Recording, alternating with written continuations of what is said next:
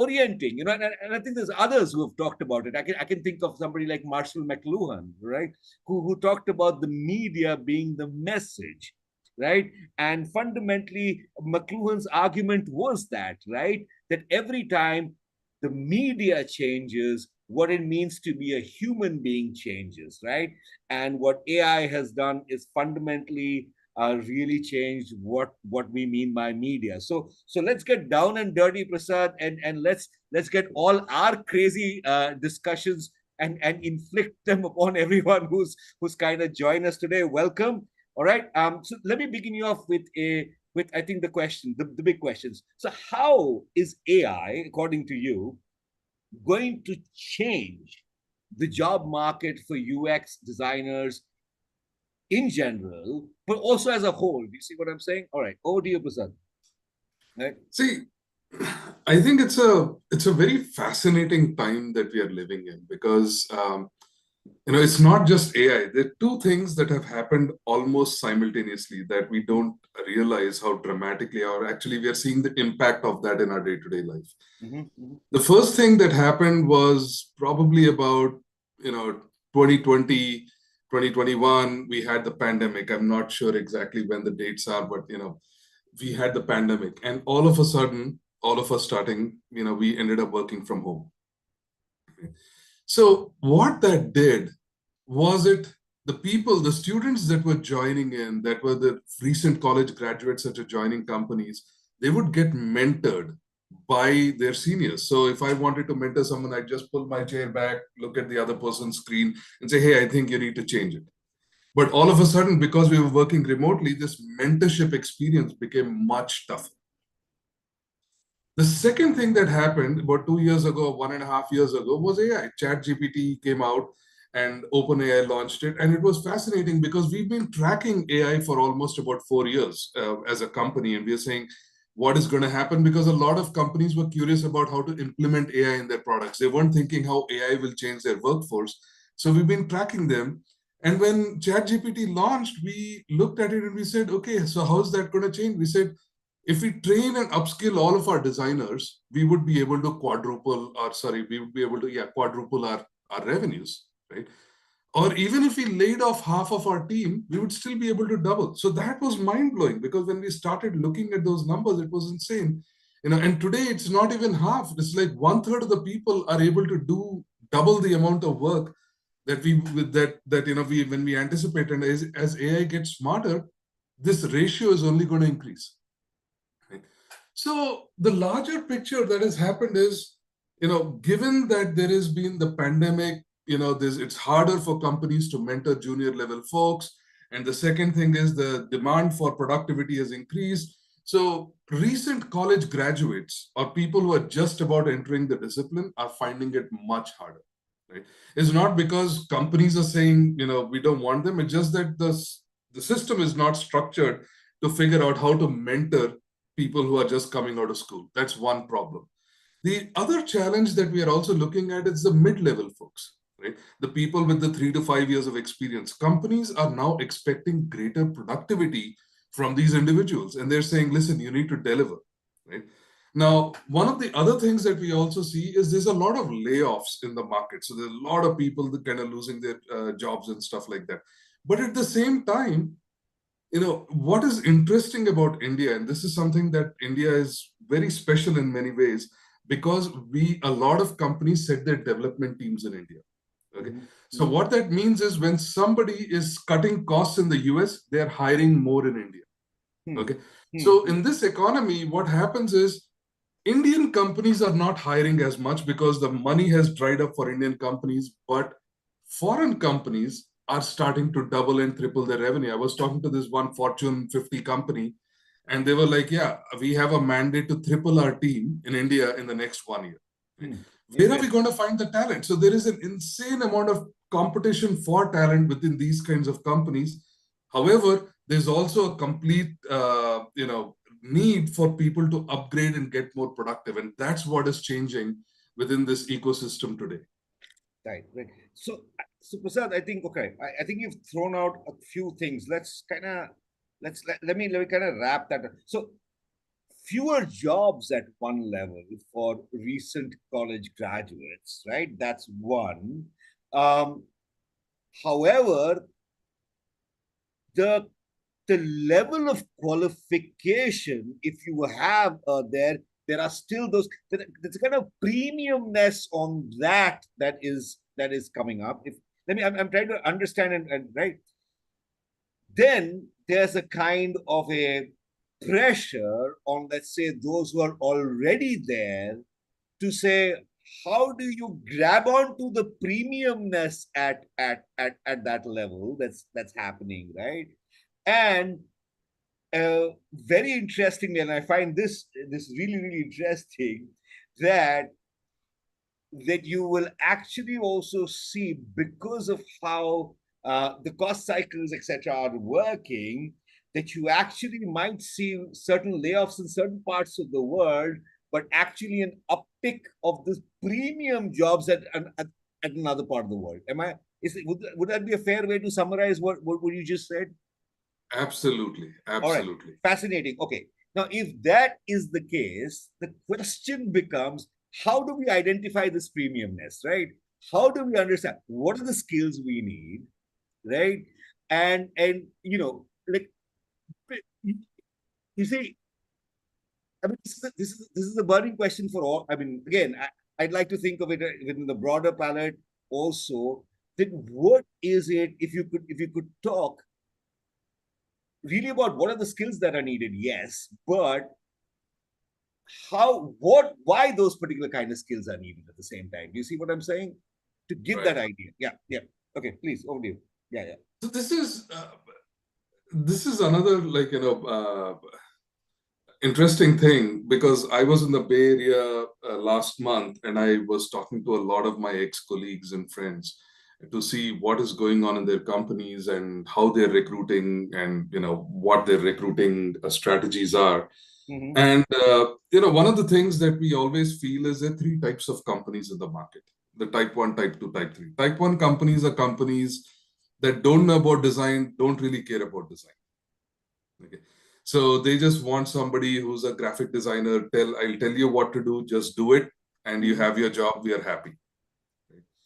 Then you have type 2 companies that are companies that know what good design is. So their founders or their senior leadership has worked in companies, in mature companies, and they understand it. However, they don't know how to get there.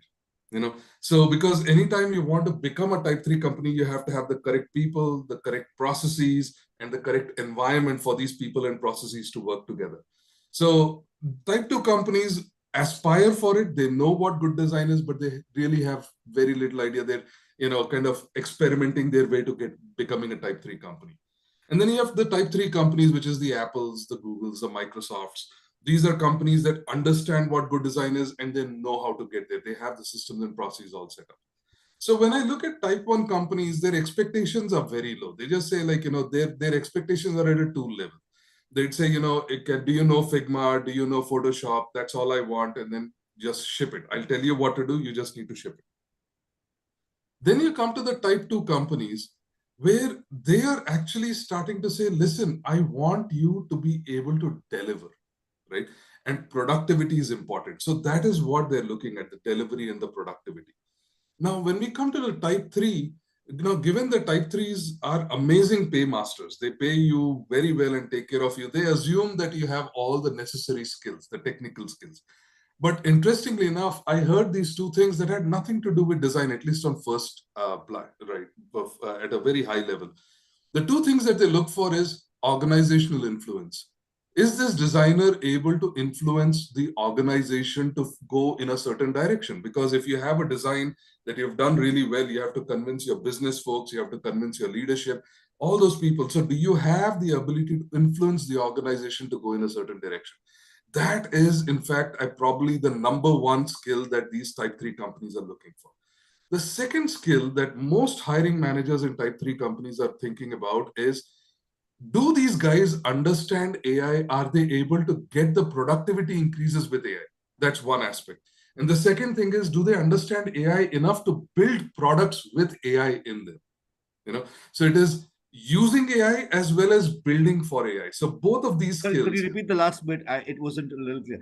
Using AI, but also building products with AI building in products mind. with AI. Okay, that's it.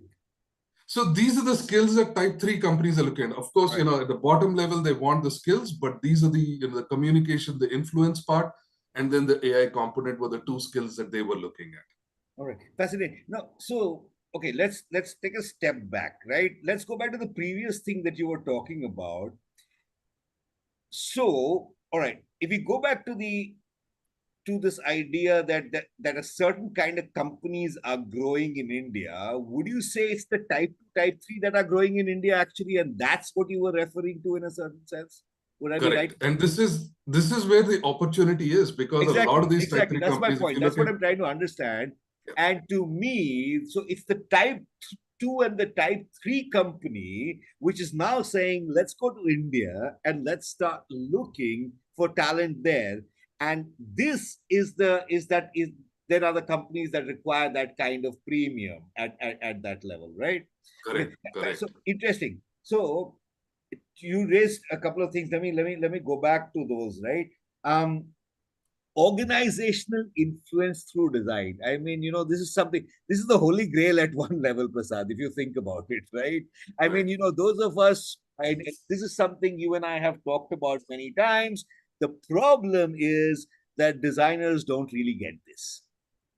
They don't get yes, this. I mean, you were trained as a designer. I had my undergraduate. This is the one thing we never talked about, right? And I think and can you expound on that a little bit? Yeah, I know you and I have talked about it in that sense, right? That this is a critical skill, right? That a lot of people, designers don't realize that this is the end game. This is what it is. It's organizational influence at one level, how you can take design there, right? Can you right, talk a little right. bit about that? This was interesting. So when I went to Harvard, Hmm. we all assume from outside that it's going to be a lot of business cases, a lot of case studies, financials, accounting, all of that stuff. But we had one module that was purely for acting. We had acting classes, you know, and when we discussed about it, I mean, it was once we did it, we understood the logic for it. But the whole point that they said was, listen, if you are to convince your leaders, you want to convince your peers, you want to convince your team, your juniors that a certain direction is right, in a lot of ways you have to, it is the art of organizational influence. You have to learn to stand up and present and share it in such a way that other people are resonating with how it is. So what they were trying to teach us was the art of storytelling. How should you tell the story? How should you engage, bring the team, align it, and make sure that they're achieving a target together, right? It, Now when we think about from a design perspective, right, now you know we are also facing similar problems, because you might realize that you've done an amazing design, but some business guy has to approve it, or legal has to approve it, or somebody else has to approve it. So I'll give you a simple example. um, for every product today, design in fact is one of the most legislated disciplines after architecture. you know Mhm. the Indian government came up with laws. The European Union has had laws for a long time. Right, right, right, American, the US government has had laws for a long time. So design is a very right. legislated kind of a discipline, you know. And so one of the first things that we have to do to get our design approved is actually go sit down and talk to, legal and get it approved. And usually it is always legal, as you know, is like very risk Right. averse. They want to make sure, it's all done by the book. So it takes a long time to get approval. And this is one of those areas where I was struggling with. So what I ended up doing was I started creating posters. Okay, and this is again different ways that you can get the news out. I started creating posters of like, did you know that this is a problem? Did you know that this is a problem? And I stuck those posters in bathrooms. If you need to go pee in the bathroom, you have to see the poster. You want to get into an elevator, you see my poster. You walk down the corridors, you see a poster. So eventually, what happened was all of these guys that were reading the posters were saying, okay, they were going up to their leadership, they're going to legal and say, why are we not changing it? This data is clearly very compelling. Why are we not changing it? At the point that the legal themselves came to me and said, okay, Prasad, can you tell us what we need to get done to solve this problem? So that's organizational influence. In one case, I would have to go to legal, present my case, convince them. The other way is have them come to me and say, Prasad, what do you need so we can get out of this problem? How do we work together out of it? You know? So in a lot of ways, organizational influence is convincing people, engaging the team, figuring out conventional, non-conventional ways of aligning them, and then kind of making it happen. No, absolutely. See, it's interesting you mentioned. I was thinking of my time at Cornell and my time in the US, right? And the first time we started doing this, I had a similar class in acting that I had to do, and I was thinking the same. So that's kind of interesting. So I had a very similar experience at Cornell. But this, I think, I think what we are trying to get at, Prasad, is a shift um, from design as a kind of, and it's very common, especially common in India, right? This idea, uh, do you know this tool? Design is Yeah. not tools. You know what I? Right. It's it. Can we? Is it? It is a form of thinking in a certain sense, right? And it involves a next level of thinking that is essentially there, right? And the interesting thing is, so very often I always hear people saying, and I've had people ask, yeah, Joydeep, AI is going to kill designer. I'll say, look, it's not going to kill designer. It's already killed the designer who is doing thinking of design as a tool. But if you're thinking of design as a higher order, way of thinking, then it's going to do nothing to you actually, right? And it's not going to affect you. And what we're finally sort of separating the chaff from the rest of the, in a saying that look, so it's an interesting moment in that sense, right? Which is saying that were you thinking of design as a tool learning? I know this tool, I know this tool, I know this tool. That's out. That's out. Something else is in. Something else is in. It is talking about a higher order reasoning, right? It is talking about organizational influence, which is a part of, it's a part of that higher order thinking in a certain sense, right? But it's also captured in both the aspects of what you said, that do you understand AI? Yes, but how do you build with AI as opposed to thinking of AI coming on later? Do you see what I'm saying? And I'd Right, like you right. to talk about that a bit in a certain sense. This idea of building with AI as opposed to adding AI to building. Do you see what I'm saying? Yeah, yeah. So there are two parts to this. The first part is obviously building a product with AI, but the second is building AI products. Right. You know? Now, when you're building with AI, one of the things that most people feel is it's just a tool, you know. And I can use this tool, like give a question and I'll get an answer and it's going to work. But that's not true. The way we need to engage with AI is we need to think of AI as an intern. It's a very, very smart intern, but does not have common sense. You know? So how do you work with that kind of an intern? You need to be managing. You need to learn to manage that AI, understand what questions to ask. If you have a problem, how do you break down the problem in such a way that the AI can actually solve it? How would you, integrate those solutions together? What is the problem that you're trying to solve?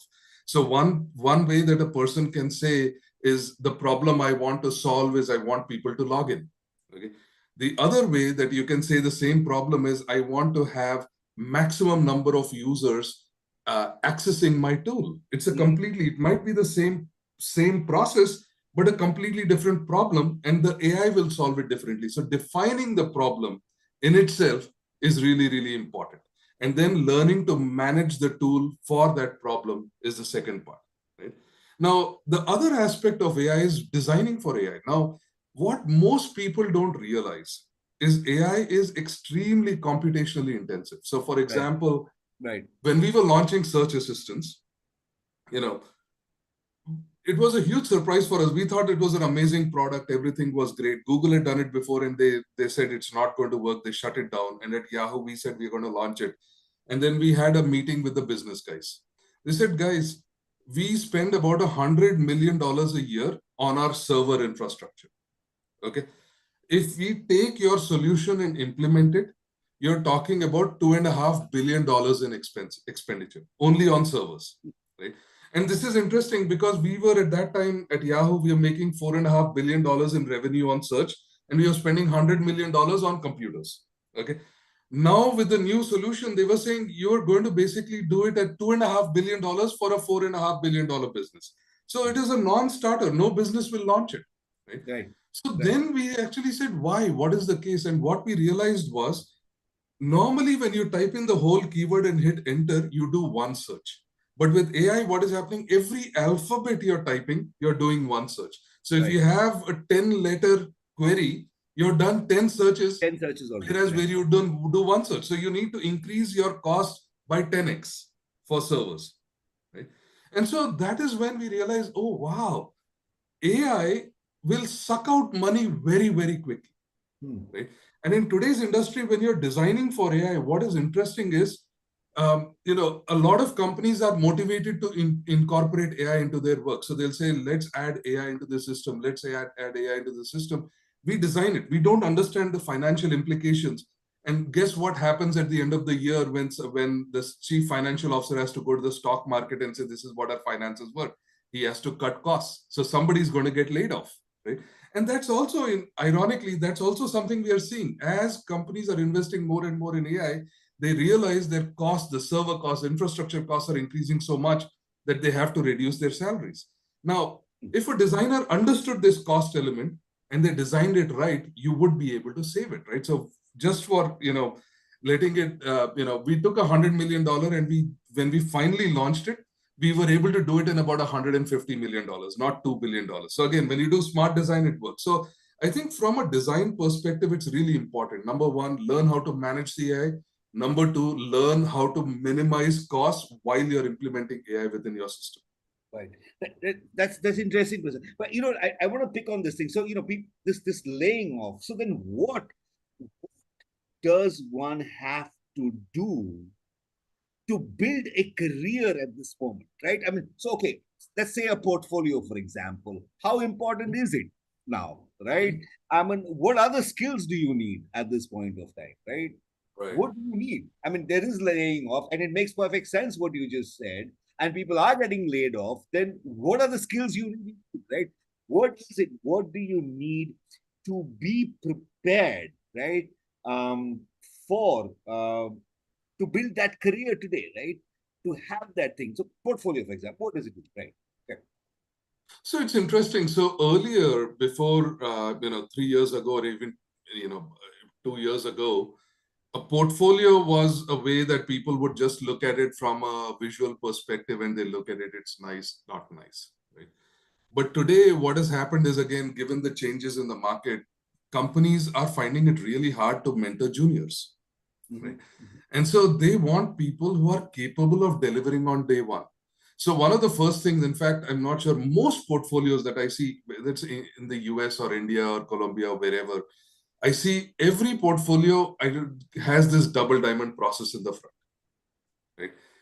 But when you go talk to a practicing designer and you say, where have you used double diamond process in your work? They will not be able to tell you, because we don't use double diamond in our work. Mm-hmm. You know, that is an ideal process. But practically, when we do it, we try to tailor the process to the problem at hand.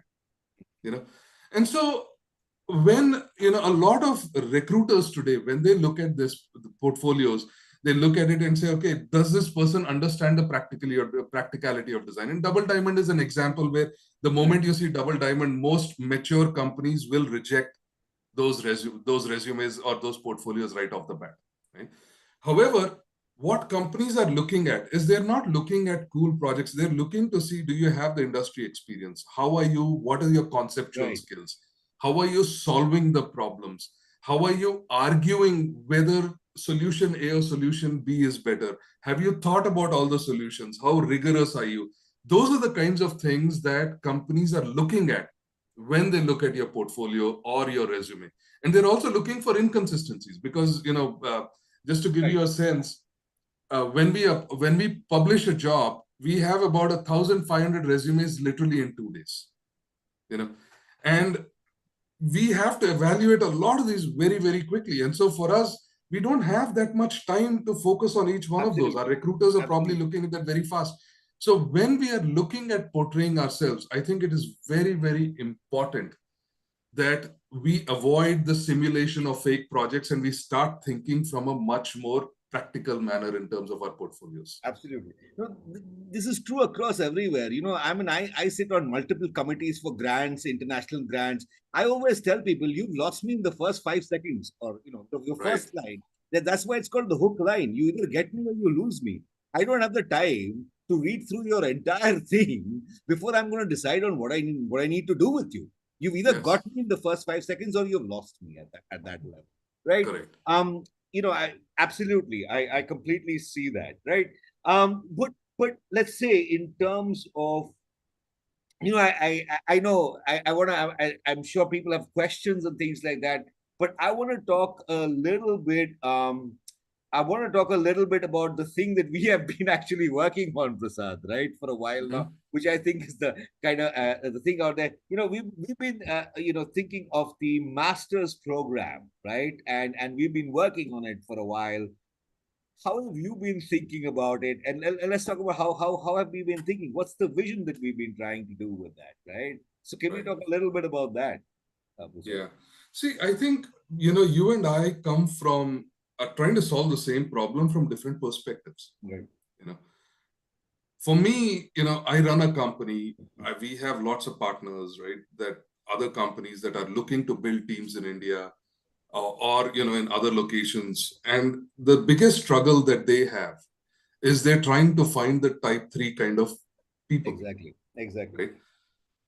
Now, when I look at the individuals, I mean, clearly, there's been a huge change from when I was a student, because in our times there used to be just engineering or medicine or government jobs. Otherwise, you were a waste of time. But today, people have so many different career opportunities that we see really passionate people, right? This is actually like, this gives me hope because there's so many passionate designers that want to learn, that want to do good design, that want to get into good companies, want to build a portfolio, want recognition at the international stage. We see so many of those people. But the problem is that they've all learned on their own or gone to a boot camp, done whatever, and they've kind of, because 60% of, I mean, we don't even have enough seats in India for design in good programs. And so a lot of these folks have come in and they're kind of struggling because they realize their career is stagnated, or they know that they don't know how to get to the next level. And what my sense is, because a lot of companies come to us and they say, we want to hire, we want to build teams in India. My thought was, it's the mid-level folks. If we can actually create an opportunity for them, train them so that they can get into, or the 3 to 4 year experience guys get into mid-level careers or senior level design roles, then we have accelerated the opportunity. Not Right. just that, even within India, a lot of companies now, we have engineering as a hook, because if your engineering is here, most companies will want to put design right next to engineering, you know and so there is that desire for companies also, and they will insist on setting up a team in India if they have an engineering team. And so the way we've thought about our design program, right? We said every designer that comes into this program, they have 3 to 4 years of experience, but they have seen the elephant from different perspectives. Somebody Right. touches the ear, somebody touches the tail and says it design looks like a stick or it looks like a fan. We said the first semester, let's focus on standardizing the curriculum, right? Then the second semester, let's focus on the strategy of it. How do you do design? How do you manage? And throughout all of this, we've integrated AI. So at every step of the way, the designer has to learn how to manage an AI to get the job done. Right? So that's one aspect. Then the other aspect that we start thinking about is, we're talking about, how do you allow people to create a long-term career? Because when I had amazing mentorship, and my mentor early on in my career told me very upfront, he said, Prasad, only your first job you need to apply, right? After that, every job should come through your reputation and Right. should come through because people know who you are, right? And so the argument is, how do we get people to create that powerhouse of a reputation? Then that means we need to have people who are able to network. So the first is knowledge. Then we need to think about helping people build out very, very Right. strong networks of people, not with Right. other designers, but with design, with business leaders, because business Right, leaders are the ones that create the roles. And right, finally, create a brand for people. So now you have a reputation that people say, okay, I have a need. Jaideep is the guy I need to talk to. Let me pick up the phone and talk to them. You right, know, right, right. and so that is the way we are thinking about this master's program, and that's what we feel is will help people for the long term in terms of building like very strong senior level careers. No, absolutely, absolutely. That makes perfect sense. This is something we're really fond of saying at JSA, which is that you got to build these kind of networks consistently, right? I keep telling all the students, I'm like, those 1,500 students in the law school, they're all your goddamn clients at some level. You see what I'm Yes, saying? And we need to yes. understand that, right? And it's to help build that kind of thing, right? I know we can go on for a bit, but Prasad, I'm sure folks have some questions. Maybe we ought to open it up to questions. I don't know if you want to add something more in terms Sure. of that, right? Or we can start taking some questions, yeah, Right, right, absolutely. So I right, think there's Ratul who's got a question in here. right, right. So it says, I have a question on the topic of AI, UX, and legality. Yeah. What What legal legal books? books would you suggest for human agency in artificial intelligence? So, when I look at this, unfortunately, there's not a lot of legislation around it, right? When you look at AI, there's like multiple parts to it. The first part is the data. Who owns the data? Okay. And then once you use the data to train a system, then does that system belong to you or does that system belong to the company? Because at that point, the system, the company can say, I've deleted all of your data, but now I have a system that I've built that is proprietary to me, right? So that is one legal area that people are looking at, right? The second aspect that we are looking at is within the, how AI itself is deployed, because there are issues around privacy, there are issues around what do you call uh, you know uh, morality of it, because when you are deploying an AI, when you think about it, one of the reasons why we have so much political polarization and all that is some sort of AI is personalizing the content for you.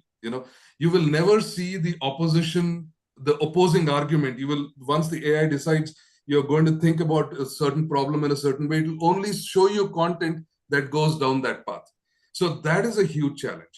So we are starting to think about, what is the morality and the legality of the way that these recommendations are provided or the answers are provided. Then the next part of AI is like, how is that content really used? Because can I now take an AI solution and say, this is my solution? Like, for example, DALI or Midjourney, I've asked it to create screens and it does done a reasonably okay job. Now, can I take those screens and say, this has been developed by me, right?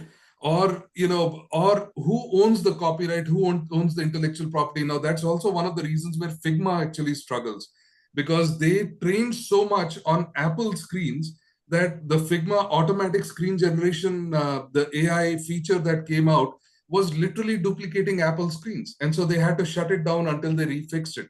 So all of these areas are literally open areas. There's been a lot of discussion around personalization, privacy, but the larger discussion about the legality of each of these different areas is still being settled by a lot of different countries and different organizations. They're looking at it and trying to reach a common consensus, which at this point, unfortunately, there is not much. There are two interesting things you may want to look at, Ratul. There was an interesting ethnographer called Stefan Helmreich. Stefan wrote an interesting book called Silicon Second Nature. Silicon Second Nature. So Stefan actually spent about 3 years with the SFI, which is an institute in New Mexico, in Albuquerque, New Mexico. And he was working with people who were at the forefront of artificial intelligence and the development of artificial intelligence. So Stefan then wrote a very interesting book on the ethical dilemmas and issues that rise with AI. You might want to look at that. You also might want to look at something. Yeah, that's Silicon Second Nature. Right. Look at the work of another lawyer and anthropologist called Annalise Riles. Annalise Riles wrote a book called Networked Inside Out, and she works at the intersection again of what's happening to the question of legality and AI and all of that. So these are two people that I know of. You might want to look at that, right? Let's take some more questions, though, Prasad. Right? Harshal has a question for us, Prasad. He he wants to know that does organizational influence work for service-based companies, right? I mean, in service-based companies, you have clients, right? And the situation changes completely. And does organization influence and and what is the designers doing with organizational influence? How does it affect in a service-based based company? I think it affects big time organizational influence. Again, you know, it's very interesting, right? So if you look at service-based companies, um, there's two ways you can approach it. Okay, my client wants X, so I'm going to give them exactly that. Mm-hmm. Right. The other way of saying it is my client wants to, what is the bigger problem that the client is solving? Right. And how am I helping that client solve that problem? It's a very different approach, right? So if you are just saying my client is going to tell me to do X and that's what I'm going to do, it's the margin in the market is very less, you know, because there are probably 100 other companies that are competing for the same dollar and you're competing on price. Somebody will say $100, somebody else will say 99, somebody will say 98. So at the end of the day, it is the cheapest company that wins. Right, Yeah. right. Now, when we look at it from the UX reactor perspective, we have never been in the market to do that. Generally, when we go into the company, we say, well, what is the problem you're solving? You know, and then we set out these processes. And it's also who we talk to, because if you're talking to the chief design officer or the chief product officer, you have a lot more control as opposed to you talk to the design manager and you get a contract, you know. So if you're talking to the chief product officer, you can say, well, here are process changes that you need to make in your organization. Here are strategy changes. So again, these are all things as at different levels, people have different problems. The chief product officer is not thinking about, like, I want to ship a product. They're thinking, how do I create a process? How do I hire? In fact, a lot of the companies that we work with, we literally set out their complete hiring process, their systems, all of that stuff. We, in fact, help them hire their first couple of designers, get them onboarded, and so they're able to get going. Right? So, from that perspective, organizational influence starts from day zero. Who are you talking to? What is it that you're selling? How are you selling it?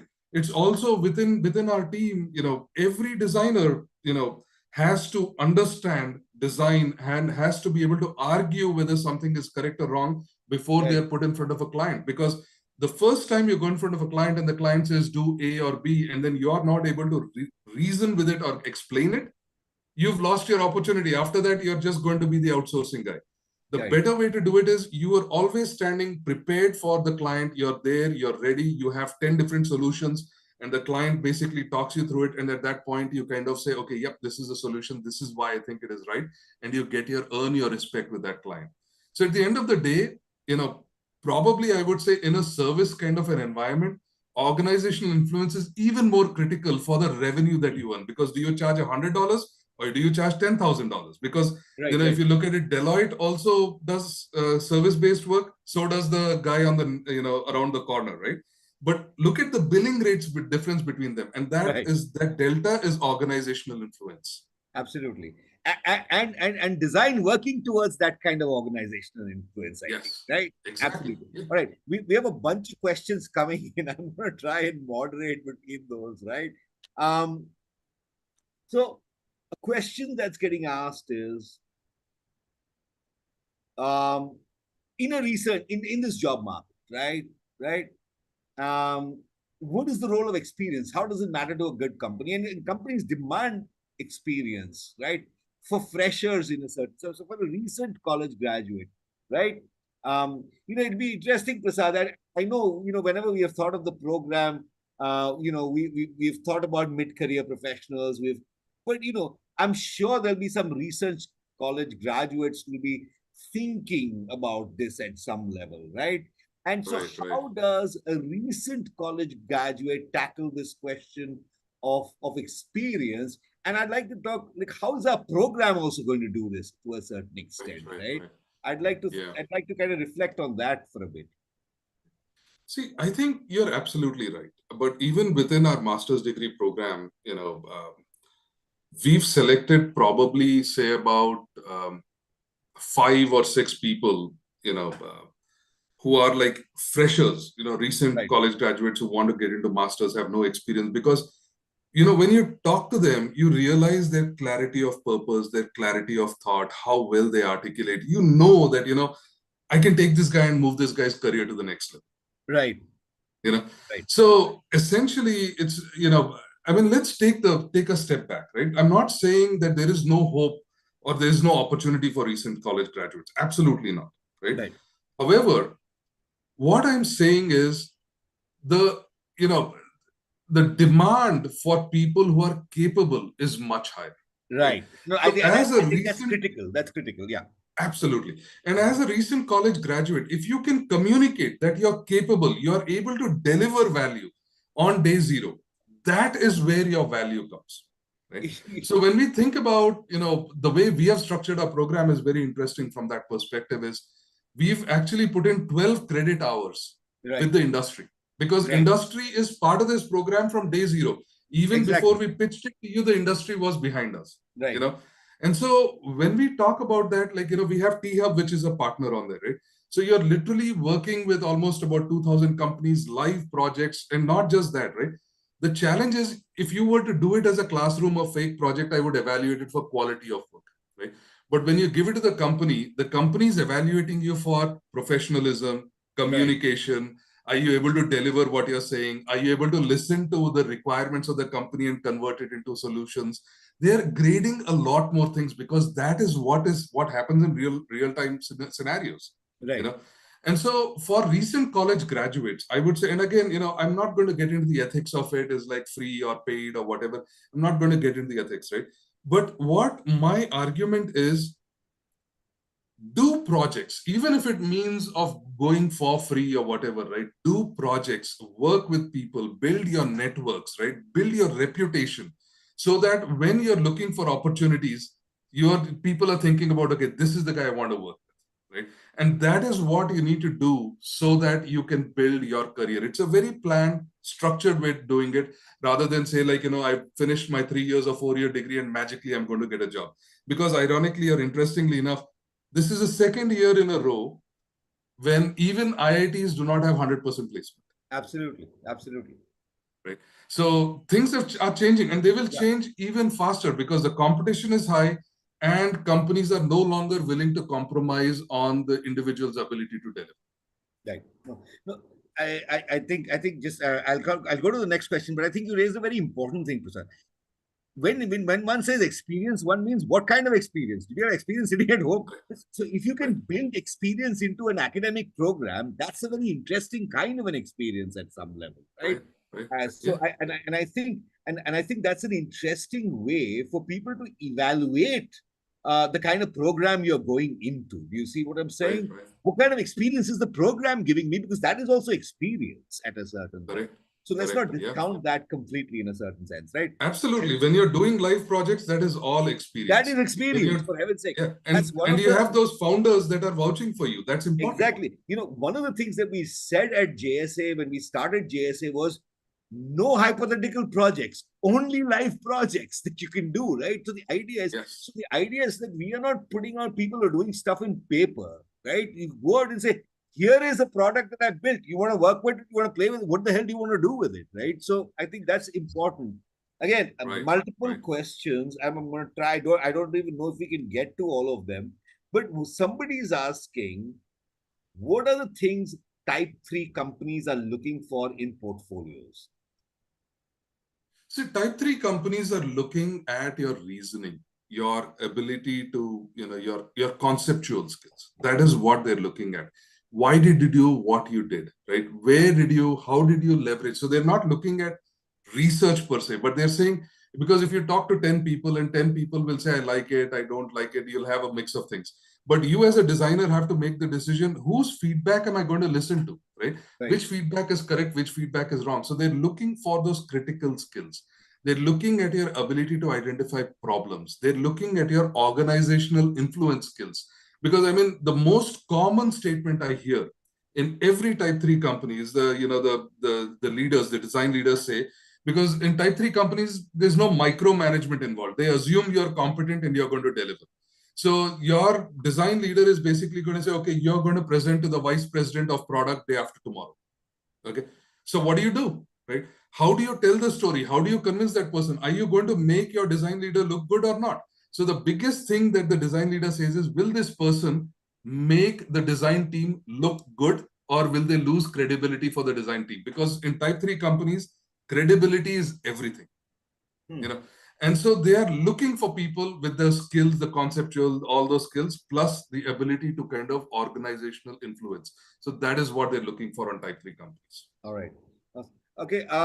One of the things says Achyut, I think, is asking. He's saying, what is going to be the role of the designers when we come to a unified interface era? Prasad, right? What do you think? How are things going to change? You know. See, I think, let me actually take a step back, right?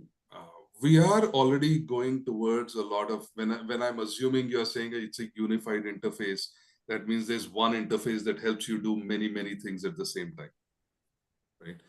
So when you're talking about a unified experience kind of a thing, people still come in with multiple intents, right? You're still trying to solve it. Now, here's the other interesting thing, okay? Traditional design is about thinking about all possible use cases and then planning for your screens and then launching it, right? But designing with AI is exactly the opposite, because you have no idea what the AI is going to do when it's launched. So in many ways, once you launch it, then you're figuring out all the problems that will come in, you know. So what happens in the era of AI is the feedback loop and the fixing loop has to be extremely fast, right? Right now, you launch a product, you see, you wait for 3 or 4 months, you see the problems, you bring them back in, and then you start fixing them, and then maybe 6 months later, you'll come out with revision 2. But with AI, you're talking revision 2 has to be launched tomorrow. Otherwise, it's going to become a viral meme and people are going to stop using your product, you know. So there is that one aspect that designers need to start thinking, how do I speed up the cycle, how do I make sure that the data is incorporated, how do I ensure that I'm designing for future mistakes that are going to happen, and then I'm going to fix it very, very fast. So that is one aspect of a designer, right? The second aspect of a designer's thing is this is like a very classic example. When we used to do Yahoo Messenger or Google Messenger or Gtalk and all that stuff, we had to put in like 50 different form fields. We had to put in passwords, all that stuff. And remember, when, WhatsApp came in, they just said one thing: why should you remember your password? That was a question that somebody at WhatsApp asked. And they said, yep, your telephone number is your password and your user ID. Right? Magical. Now, they went from 0 to 100 million users in record time. So people who can ask those questions, why should there be a login? Why should people remember a password? Is there a way to kind of go in without a password, without a user ID? If you can ask those questions, you are golden, right? The actual creating a login experience, if you can tell the AI, like, create a login experience for me, AI will do it, because over time it's going to get better. Every 6 months, you're getting a new version of AI or a new AI coming into the market, right? If you go to Hugging Face, you see 500,000 AI models, a month ago. I think right now we probably crossed 1 million. So again, my thought process is, designers who can think about how to improve the cycle of development and how to speed it up. And the second aspect is how to think at a conceptual level. That is where the opportunity is.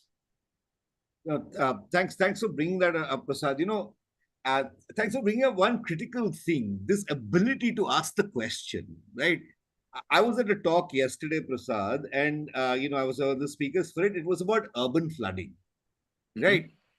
And I started my talk saying, what Einstein defined as the basis of stupidity. He said, asking the same question again and again and expecting a different answer. And most people make that stupid mistake. They don't realize that we are going on asking the same question. We are not going to get a different answer to it, right? Right. Ability to ask the question changes Hmm. the frame of reference where you begin your inquiry after that and where you begin your Hmm. design after that, right? So Hmm. the ability to ask that different question, I think, is, as you said, the golden thing to do. And Correct. it brings us back to the question of that higher order thinking, I think, which is also central to the way that the program, the master's program, is structured in a certain sense, right? That how does Right. one get there, right? How does Absolutely. one make that leap, that that edge that comes to you, right? How Right. do you suddenly do that? How do you say, I'm going to ask that suddenly that new question, which is going to change the frame of reference for everybody else in a certain sense, right? Right. And Right. then you become that person within the company who says, yeah, let me tell you how organizational influence works. You see what I'm saying? Correct. That's how organizational influence works at the end of the Right. day, in Right. a certain sense, right? All Right. right. I don't know how much time do we have. We are going on having questions coming in. Some of I the think we questions. can probably take one or two more questions, and then Can we take one more question? sure. All right, all right, all right. Somebody has asked us, right? This idea uh, of how do we that they work in a type 2 company. Do you see what I'm saying? They're exactly, Mm-hmm. I'm working in a type 2 company. And yet, I want to enhance my design skill and I want to enhance my design knowledge, right? Now, while I'm working, what do I do? Right? I was Right. going to give a simple answer. Come and join us. We'll see if we can admit it. But maybe you have a longer answer for that, Prasad. Right? I don't know. See, I think the fundamental thing that we kind of, I mean, I wish I somebody had taught me this when I was a junior, when I was just starting off my career. A lot of us, when we start our career, we think of it as one job at a time, right? I've taken one job, I'm happy. Someday I'm unhappy, then I'll say, okay, I'm going to look for my next job, right? I go to my next job, I'm happy, and then magically someday I'm going to be unhappy. I look for my next job, right? Or maybe a better job opportunity comes, whatever, right? But the or maybe I might say, somebody's paying me more money, I'm going somewhere else. That's the thought process. So essentially, a lot of planning, career planning, is very short term, right? We just think from job to job to job. We don't think about the next thing, right? The most important thing that we all need to think about is, when you're starting off your career, you probably have a 30-year runway. You have 30 years in which you're going to create amazing, you're going to achieve your dreams, you're going to work for amazing companies, you're going to be recognized for the work you do. Now work your way back, right? If that is my goal, then what do I need to do starting today, right? In fact, to a lot of my students, I tell them one thing, right? Don't think when they're taking the next job, when they're deciding whether they want to move their job or not. I say, don't think about the job you're moving to. Think about the job after that, Mm-hmm, right? mm-hmm. Think one step ahead. How is this going to help you get there? You Right. know, and then plan your way accordingly. So sometimes some people might say, listen, I want to go join that company because just the most amazing people there. So in fact, the last talk we had was with Bob Baxley, and this he was, a senior designer when he was a director of design when I was a junior guy at Yahoo. It's like absolutely phenomenal. He ended up working with Steve Jobs. He launched the Apple Store with a team of 6 designers. He launched the Apple Store that accounted for $4 billion in revenue. You know, and you can imagine the amount of influence this person has. And this guy was a filmmaker. You know, Mm-hmm. and so one of the questions that I asked him was, I said, Bob, how did you build such an amazing career? Like he had a dream run. He was the head of design at Pinterest. So he basically worked in all the companies that everybody dreams of working at. And his statement was very simple, right? He said, I was looking for the most interesting problems I could find, right? and I was basically going out to go solve it. Right? And that is fundamentally one of those things, because Bob wanted to do amazing work, right? That was his final career goal. So he was a filmmaker who just kept looking for the most difficult problems that he could find, the most interesting problem. And so when he joined Apple, he was already like on the fast track at Yahoo. Apple, Steve Jobs had just come back. Their stock was really low. Nobody knew if Steve Jobs could turn the company around. And this guy basically said, you know what, I'm going to leave Yahoo, which is like a rock star company at that time. And I'm going to join Apple, which is like, nobody knows whether Apple's going to survive or not, just because he felt he could solve an interesting problem there. And I think that is the same thing. If you say money is my priority, then don't feel bad about the kind of work you're doing. Money is your priority, right? If you say, I want to get recognized for the kind of projects, then go for the kind of projects. So know what you want, work your way back, and then move forward. That is the best way to do it, right? And a lot of this, when we talk about, even when we interview, we look for that. We say, do you understand what you want to do in your career? If somebody says, I want money, this, you're too confused. I don't know if I can help you. But if somebody says, listen, this is my clear-cut goal, and I can say, okay, I can see that, I can help you get there, then that makes sense for those individuals. Yeah. Wonderful, wonderful. No, I know. Again, Prasad, I think we are running out of time. But maybe one more question, yeah, Sure. and then we close it, right? This is an interesting part. This is a long question. I'm going to take one part of it. So this person is asking that, considering that UX, AI, and agents are the three important things out there, each one of us will be having few shortcuts of solving a problem. Something like heuristics, right? Our own frameworks on how to solve a problem. Mm-hmm. So, how important is it to have our own agents trained in a way that solves the problem our way? Right? I think that's where AI is working towards, you know. So ultimately, what is going to happen is, if you want to train an AI from the ground up, it's going to take too much time and too much energy. What you will have is, you will probably have like a generalized UX agent. Okay. Now you take that generalized UX agent and tune it to yourself. So now it becomes much more specific for you. And we think that is where the AI industry is going with, Microsoft and Google and all of these guys. Vertex AI agents. I'm not sure if a lot of people have heard of that, but there's Vertex agents that are out there. So a lot of it is about creating agents that are purely targeted and focused at you. So, but the trick is, don't spend so much time that the discipline itself is going to get outdated. So work with a generalized agent, tune it to yourself, and kind of get moving. That is what my advice would be on that. All right. All right. On that note, Prasad, I think I'm going to call this thing to an end. There are some more questions, maybe folks can answer, but I know we're working across multiple time zones.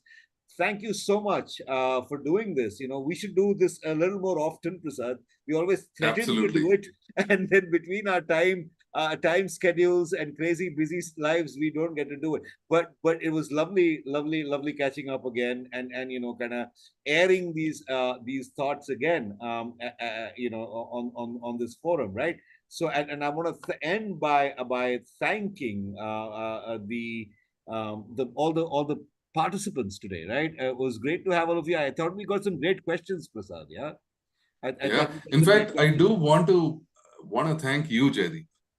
You All know, right, because I have talked, as part of this exercise of creating a master's degree program, I've talked to pretty much every university in the country, in India. right, you right. know I've talked to universities in Colombia and all those as well, which, it's a separate story. But the one thing is, what I realized is, you were probably the only one, you know that said, we need to change the way it is Right, things are done, right? right. We We do. need to focus on the conceptual level. Right. Most of the universities that I talked to, I struggled with them because they were just looking at it as a money making enterprise, Yeah, yeah, right? yeah. For you, it was very different, and I really appreciate that mindset. And, like, for me, I had almost given up. I said, this is not going to happen in India. So, I really want to thank you for No, no, no. that energy and the passion that you've brought Thank to you. our collaboration. No, no, no. That means a lot. That means a lot. That means a lot, Prasad. But I really think because it's something completely believe in, right? This idea and this thing that's where the future lies. We cannot, we I mean, as a school which is trying to reinvent and rethink the question of the design of built environment, all of that, I think we're extremely committed to this, Prasad. The idea that, look, you have to, has to be a paradigmatic shift in the way we are thinking about these questions. If we don't do Yes, it, and if we don't do it at the conceptual levels, then the game is already lost. It's lost. absolutely, It's lost. absolutely. We will remain perennial consumers rather than producers of knowledge. You know, and I think that is what separates the winner from the shaft, so to speak, at Yes, some level. yes. Awesome. All right. Wonderful talking again. Thank you so much, Sheza. Thank you so much for doing this also and organizing this upgrade. Thank you so much. I think we are. Mr. I'm Jaggi, hoping for that the participants had fun. All right. Sorry. Over to you. Thank you, Professor Jaggi, for hosting this amazing, energetic session. Thank you, Mr. Prasad, for sharing such informative insights with all of us. This was a really engaging session, very thought-provoking, I would say. Thank you, participants, for your active participation and posting such wonderful, nice questions in the Q&A section and in the chat section. We leave you today with a clearer understanding of how you can future-proof your UX journey with AI. Thank you all again for joining us today. Wishing you a wonderful evening. Thank you. All right. Bye.